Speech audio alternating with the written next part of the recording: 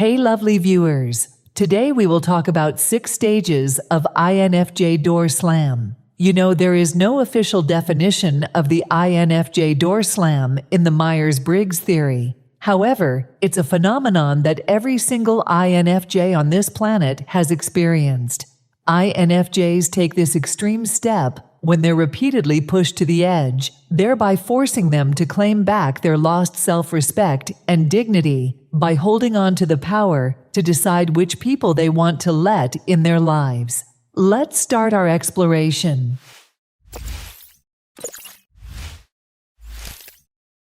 So what exactly is this INFJ Door Slam? The INFJ Door Slam is akin to shutting a door firmly in someone's face, but there's more to it than meets the eye. It's an act of self-preservation, a silent but resolute decision to disconnect from someone who's caused an INFJ significant distress. While it might sound permanent, there's more to the story. In some cases, especially with family members or colleagues, INFJs may opt for a more reserved approach, limiting communication to a basic level. Contrary to its name, the INFJ Door Slam is not a dramatic, aggressive, or loud act. Instead, it's a quiet yet unwavering choice. Unlike other personality types, INFJs don't make a scene when they decide to sever ties. We simply disappear, leaving no trace behind. And once the door is shut, it's firmly closed for good. No apologies or amends can unlock it. So why do INFJs take this extreme step? It's not something we do on a whim. It happens when we're repeatedly pushed to the brink, when we're left with no choice but to reclaim our lost self-respect and dignity. INFJs long for healthy, reciprocal relationships where both parties value and support each other. However, not everyone has the best intentions. Many people in this world exploit others, manipulate emotions, and use them for their own gain, often disregarding the harm they cause. Now, let's delve into what triggers INFJ Door Slam. The INFJ Door Slam isn't an impulsive reaction. It's a response born from enduring prolonged negative experiences. Let's break down the triggers that can lead an INFJ to slam that door shut. One trigger is emotional abuse. When an INFJ repeatedly faces emotional abuse, whether it's through manipulation, verbal attacks, or other forms of emotional harm, it can become a breaking point. Another trigger is when personal boundaries are repeatedly crossed. INFJs value their boundaries, and when someone consistently disrespects them, it can push the INFJ to take drastic measures. Some individuals thrive on drama and conflict. INFJs, however, prefer peaceful, harmonious environments. When someone repeatedly stirs up drama and creates unnecessary conflicts, it can lead to an INFJ door slam. Manipulation is another trigger. When someone takes advantage of an INFJ's empathetic and giving nature, using them for their own gain without genuine care for the INFJ's well-being, it can be a breaking point. And finally, taking advantage of an INFJ's kindness. INFJs are known for their altruism, but when that kindness is repeatedly exploited, it can become intolerable. It's essential to recognize that INFJs don't door slam all of a sudden.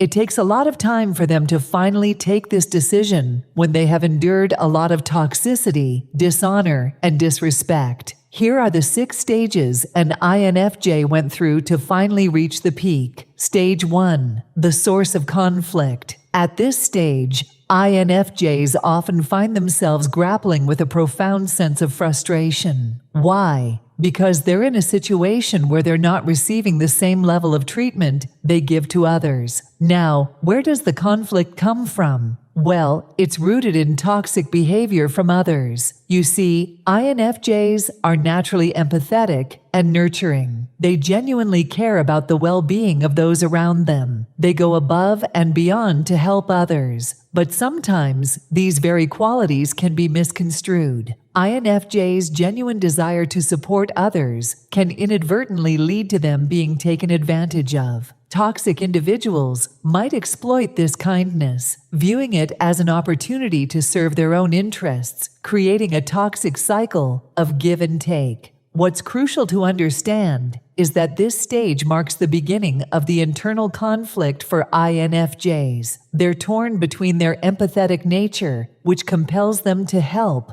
and the mounting frustration of feeling undervalued and misunderstood. Stage 2. Realizing the whole picture. In this stage, INFJs come to a profound realization. They've invested a significant amount of time, effort, and energy in helping others. It's not just about a casual handout, it's about the wholehearted commitment to making a difference. Now, what sets this stage apart is the stark contrast. On the other side of the equation, the person on the receiving end often offers minimal effort in return. While INFJs pour their hearts and souls into aiding and supporting others, it becomes evident that the reciprocity is far from equal. As time goes on, this discrepancy becomes increasingly apparent to INFJs. They start to see the imbalance in the relationship, where they've given so much, while the other party hasn't reciprocated to the same extent. This realization can be emotionally impactful for INFJs.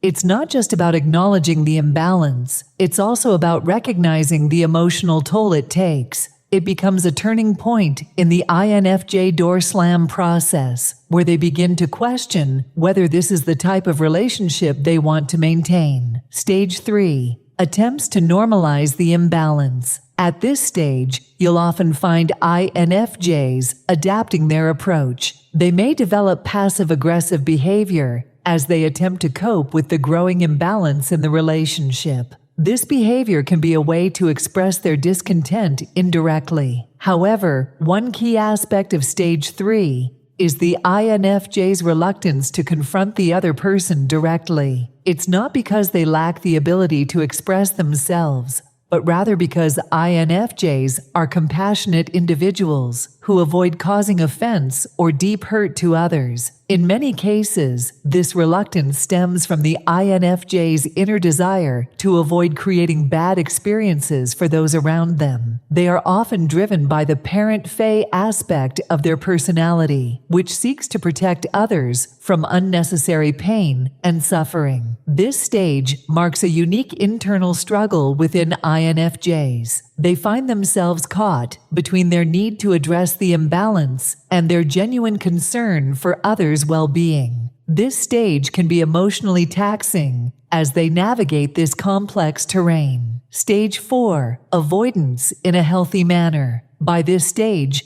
INFJs find themselves in a unique situation. They're deeply inclined to avoid direct conversations with the person causing them distress. However, the avoidance doesn't stem from a lack of courage, but from an inner understanding of the potential emotional turmoil that direct confrontations can bring. As a result, INFJs may start to behave indifferently towards the other person. It's a form of passive communication where they hope that the other person will pick up on their disinterest and recognize the growing distance in the relationship. Stage 4 marks a stage of emotional conflict for INFJs. They're torn between the desire to protect their own well-being and the hope that the other person will have a moment of realization. It's a complex, nuanced phase where the dynamics of the relationship shift significantly. Stage 5, waiting for the last resort and giving one more chance. At this stage, the fate of the relationship hinges on the other person's emotional intelligence. It's a make-or-break moment where the other person's ability to understand what's wrong plays a crucial role. Here's where things get even more intricate. More often than not, the other person tends to start blaming the INFJ for their indifferent behavior. They might criticize the INFJ for not being able to serve them as they used to before. Stage 5 marks a crucial turning point in the INFJ Door Slam process. It's the juncture where the relationship can go in two vastly different directions. It can either improve as the other person recognizes their mistakes and works to mend the relationship, or it can finally break as the INFJ reaches the limit of their patience and resolve. The emotional complexity of this stage can't be overstated. It's a time of great vulnerability and hope, where the INFJ contemplates whether the relationship can still be salvaged or if it's time to make the final decision. Stage 6, time for final action and no looking back. At this stage, INFJs reach a profound point of realization. They recognize that they need to make a definitive decision. The growing emotional toll, the persistent imbalance, and the repeated distress have led them to this critical juncture. It's at this stage that INFJs engage in powerful self-talk.